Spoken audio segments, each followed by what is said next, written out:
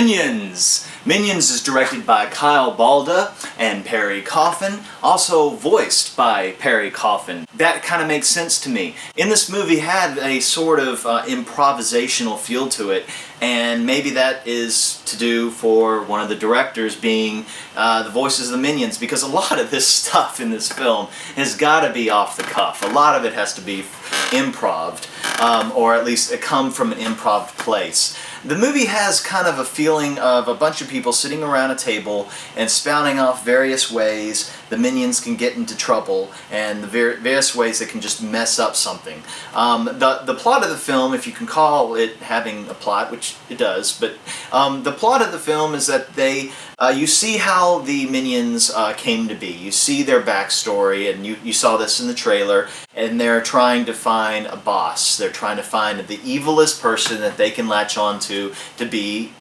the Minions for. But they keep messing it up. They keep either killing a boss or, well, basically just keep killing the bosses. Brings me back to that whole table scenario of people just spouting ideas. The film kind of felt like scenes that they wanted to put in Despicable Me 1 or 2 and saved for the movie. Because this is very well, they could have done this. They could have had a lot of scenes that they just didn't have time to put in those films, and they made a whole film out of it. But it was ultimately going to happen. There was going to be a Minions movie because they were just so popular with the Despicable Me films. But what the Minions film lacks is the family movie feel to it, where adults and kids can have these touching moments that the Gru character had with the little girls in the first and second one. And this is the spin-off, you know, so it's really just a full-length comic relief exercise. You just have them getting into one weird situation after another that they mess up or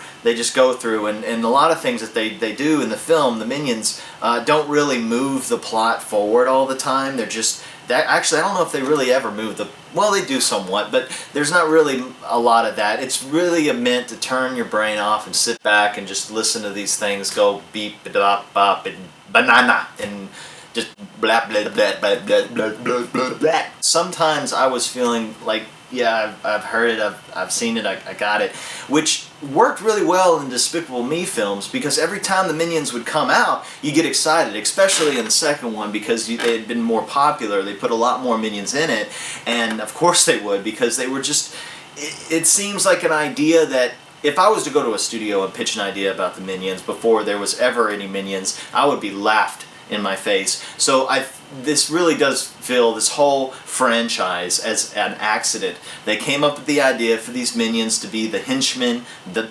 Minions for Gru, and they got so much more than they had expected. In this film, you're really following just three. There's Kevin, Stuart, and Bob, and they are on the adventure to go find the boss, the perfect boss for them. So it was a great plot device to separate them from the whole rest and go on this journey with them. Because if you had thousands of Minions that you're trying to follow in this film, it just would have been too much.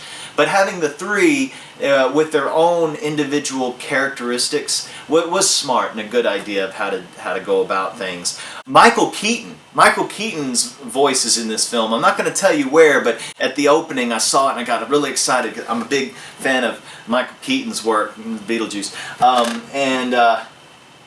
Scarlet Overkill is voiced by Sandra Bullock. I really like Sandra Bullock, but this character really didn't have much to it.